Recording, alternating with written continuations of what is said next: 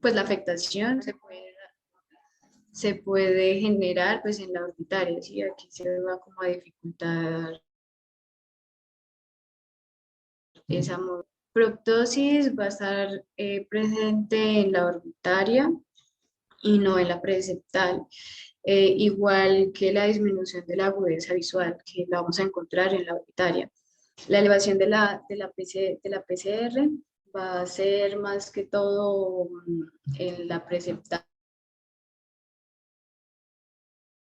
Es igual como la leucocitosis y la fiebre.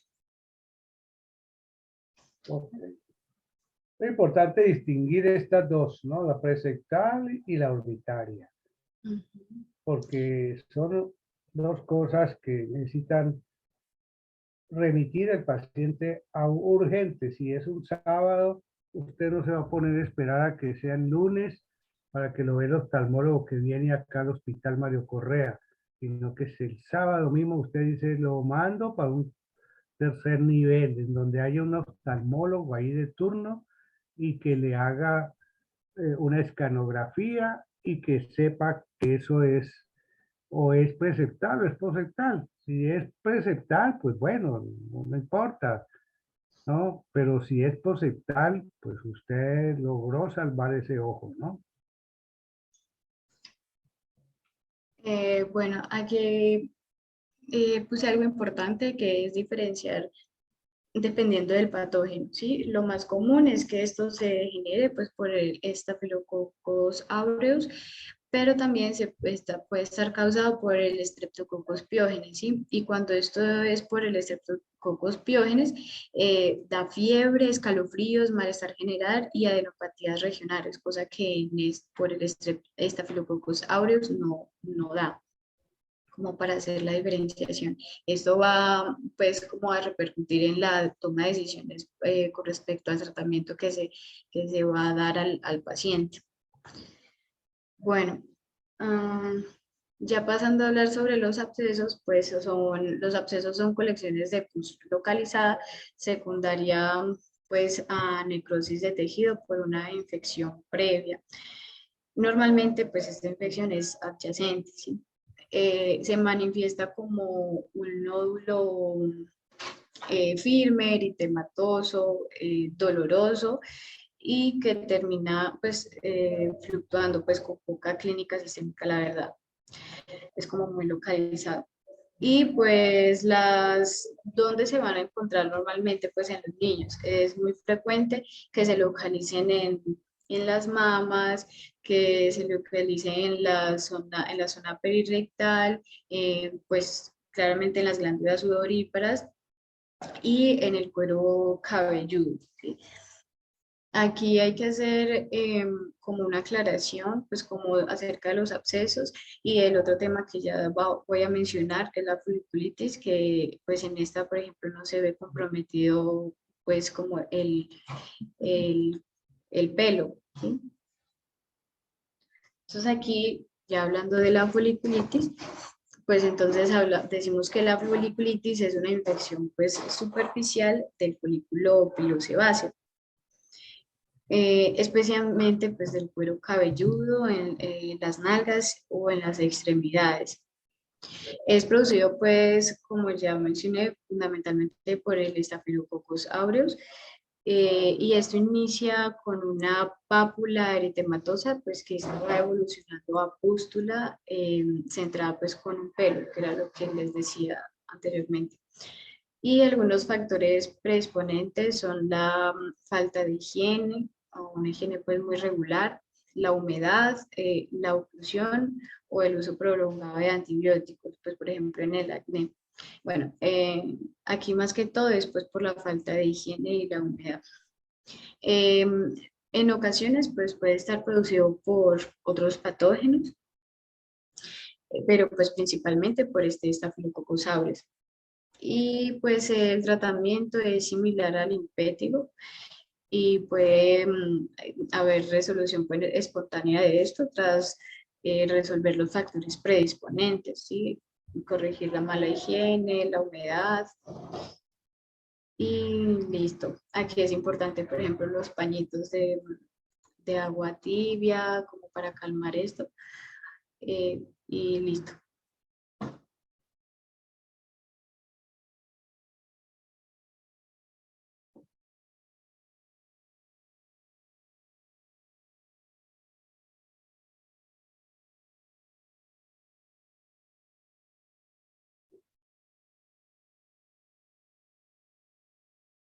Listo, profe, ¿me escucha ahí?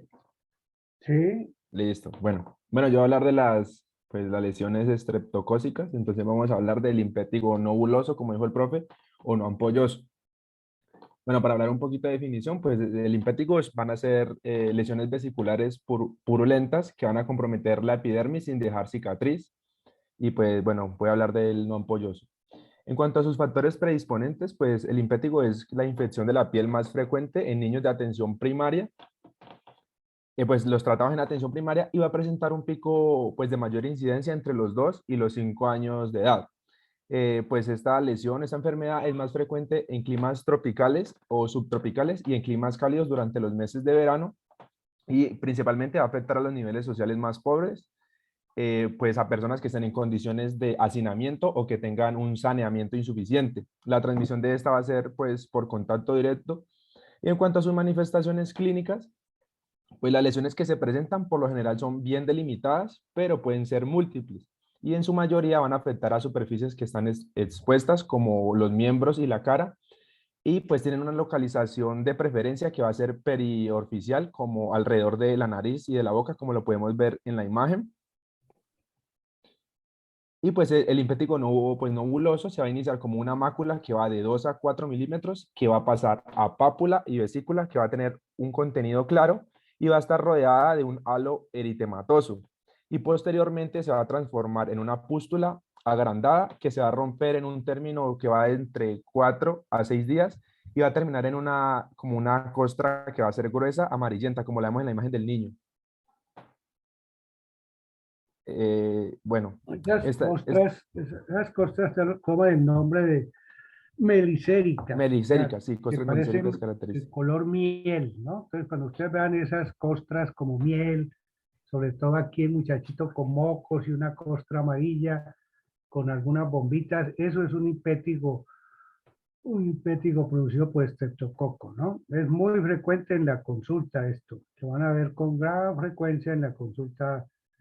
Esto tanto urgencia porque la mamá no consulta por eso, pero sí en la consulta externa, ¿no?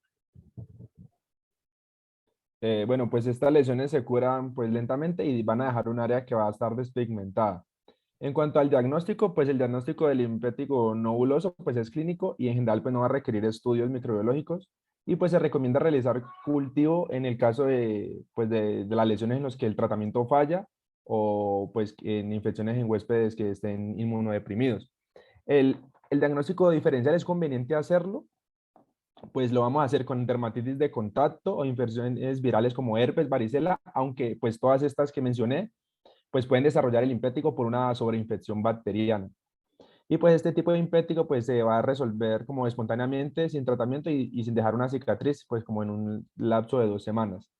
En cuanto a las complicaciones, pues el impético estreptocócico pues puede ser seguido de una linfagitis, una linfadenitis, escarlatina o complicaciones posinfecciosas como una glomerulonefritis.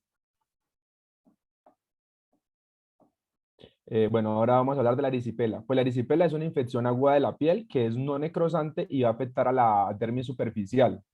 Esta es importante mencionar que va a tener un marcado compromiso pues de los vasos linfáticos y pues a veces puede ser pues rápidamente progresiva. Pues el estreptococo sabemos perdón, el agente etiológico sabemos que es el estreptococo beta hemolítico del grupo A, pues es como el patógeno predominante, pero también puede ser producida por estreptococos del grupo C y G y en menor frecuencia también por estreptococos del grupo B. El contagio pues, de esta lesión pues, va a ser de persona a persona a partir de la colonización en la piel y también pues, por el tracto respiratorio. En cuanto a los factores predisponentes, pues es una infección esporádica que no va a tener un carácter epidémico y se presenta con una distribución bimodal. ¿Qué quiere decir? Que es muy frecuente una distribución bimodal en cuanto a la edad, porque es más frecuente en, pues, en niños muy pequeños y sobre todo en mayores de 60 años. Y pues la puerta de entrada pues para esta lesión del microorganismo es como, decía que era cuando se presentaba como una disrupción en la piel, o sea, a partir de traumatismos o heridas cortantes, picaduras o alguna infección micótica. Y en los neonatos, pues la puerta de entrada podía ser el cordón umbilical y se podía diseminar a la pared abdominal.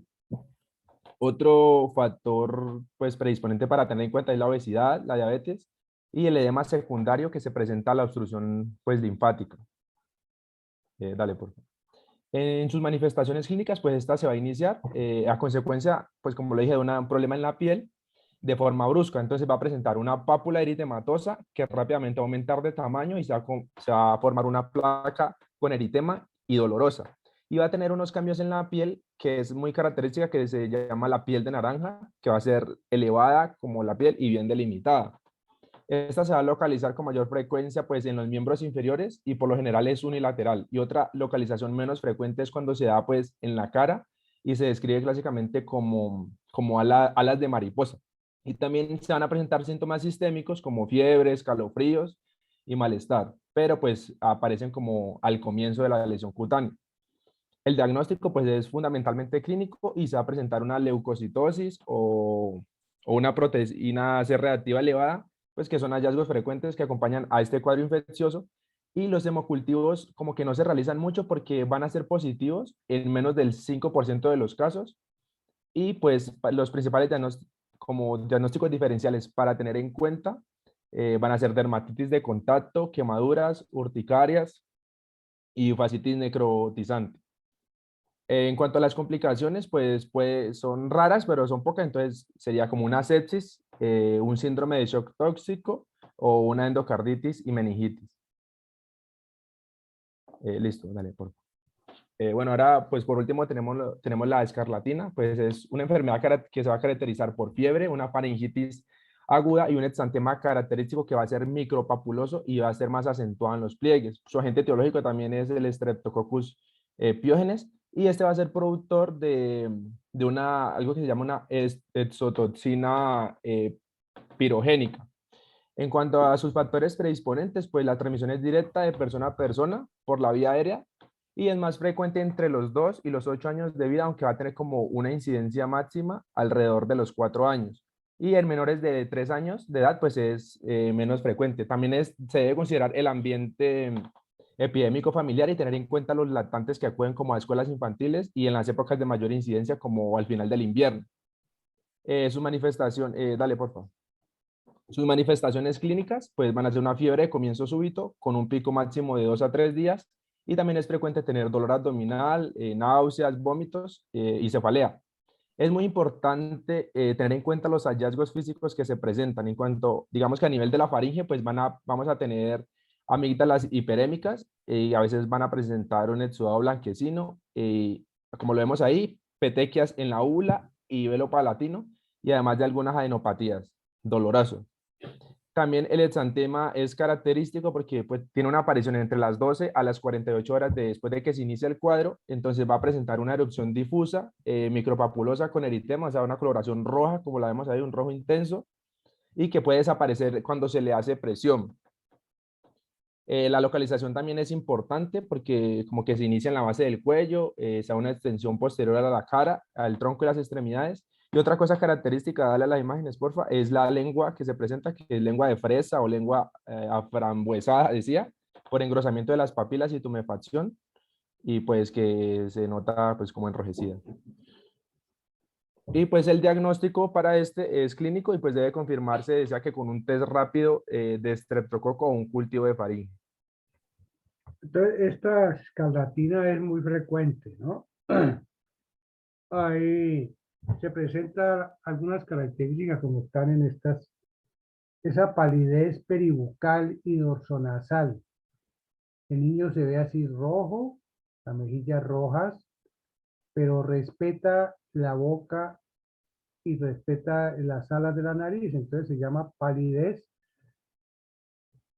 nasal y peribucal, ¿no? Y presenta pues unas amígdalas así, ¿no? Con pus. Y otra característica, la que ya mencionaron, que es la lengua, que inicialmente se dice que es una lengua en fresa blanca, o aframbuesada, ¿no? Es una frambuesa blanca con papilas salidas allí rojitas. Y luego se convierte en una, perdón, acá, esta lengua, la primera era esta, y la segunda es la otra, ¿no? La que está abajo, que es la lengua en fresa roja, que es esta, ¿no? Lengua en fresa roja, que las papilas se hipertrofian sobre una superficie roja. La otra es papilas sobre una superficie blanca. Y eso hace pues el diagnóstico, lógicamente, con un niño como está aquí, con un exantema, ¿no? Generalizado, decaído, enfermo, ¿no? Como está este. Y esta tiene como característica que al final de la enfermedad produce una descamación, como está en las manos de este niñito aquí, esta descamación que ven ustedes ahí. Se descaman las manos y descaman las plantas de los pies. Se descaman los pulpejos, como que se hubiera quemado la piel y saliera esos pulpejos, ¿no? Esta enfermedad es muy importante porque hay que diferenciarla, como dije antes, en algún momento, de la enfermedad de Kawasaki, que es una enfermedad que parece que es autoinmune o viral. Parece que el virus herpes 6 es uno de los que produce esto. Y esta enfermedad va a producir características muy parecidas a estas: lengua en fresa, exantema, como esos exantemas que hemos visto que son exantemas que no se diferencian el uno del otro. Va a producir las amígdalas grandes, inflamadas también, y va a producir lesiones en las coronarias, que al final pueden producir infartos en los niños por producir aneurismas coronarios, que pues, se dan ya al final de la enfermedad o al año después de haber tenido la enfermedad, ¿no? Por eso es importante cuando vean ustedes una escarlatina, pidan pruebas para descartar un Kawasaki, ¿no? Y la descamación del Kawasaki es también igual. Se arrancan los pulpejos, como se llama descamación como en guante, ¿no? O sea, como que uno se pusiera unos guantes y se arrancara todo esto y quedan los dedos pues expuestos allí, no con sangre ni nada de eso, sino piel todavía allí, ¿no? Entonces, eso es importante conocerlo para descartar una de estas dos patologías. La escarlatina, ¿qué va a producir? Por ser dada por estreptococo hemolítico, me puede llegar a dar glomerulonefritis, porque produce el estreptococo las toxinas nefritogénicas, o me puede dar la patología, que es la más grave, que es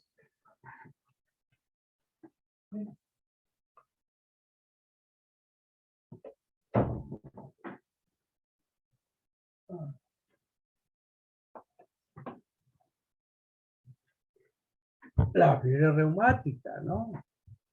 Pueden ser estas patologías. Fiebre reumática producida por estreptococo, ¿no? Que inicia, no así como la fiebre reumática con los dolores articulares que son migrantes, son dolores en las articulaciones que migran.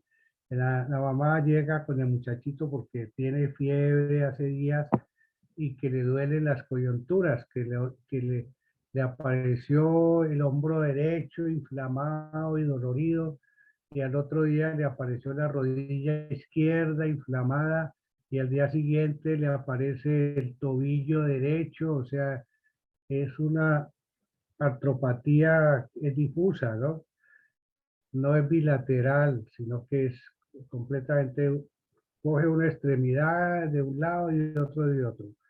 Entonces uno averigua sobre si ha tenido alguna patología como amigdalitis y escarlatina, o sea, brote, y la mamá le cuenta que sí, que se le enfermó de la garganta y que le apareció un brote. Entonces uno casi que está seguro de que eso es una fiebre reumática, que es una enfermedad grave porque ataca las válvulas cardíacas que se fibrosan y producen daño cardíaco, insuficiencia cardíaca, ¿no? Entonces, de ahí la importancia de estas enfermedades. Y el Kawasaki, pues, no va a producir el daño de las válvulas, sino que va a producir los aneurismas cardíacos.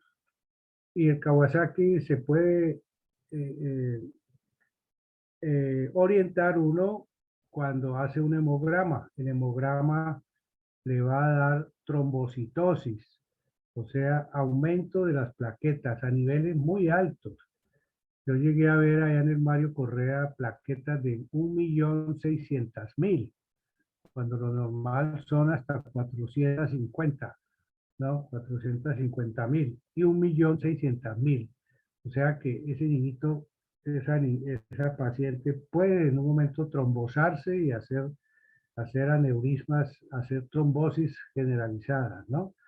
Entonces, una patología muy importante en pediatría que ustedes deben estar al tanto de orientarse, no diagnosticarla, porque a veces es difícil, se necesita un pediatra y también un infectólogo, pero sospechar estas cosas y a tiempo, pues lograr uno hacer unos diagnósticos presuntivos. Ok, entonces nos vemos mañana allá en la universidad. Ana Sofía nos busca un buen salón y, y me lo reporta por WhatsApp. Me dice salón tal. Y yo estoy por ahí a las 7:30 allá en la universidad ya, y entonces me dice en qué salón van a estar, ¿no? ¿Alguna pregunta? Listo. En el bloque 2, el segundo piso. Sí, me gusta ese bloque, ¿no? Me gusta ese que no tiene no hay mucha algarabía ni mucha cosa. Listo. Ok.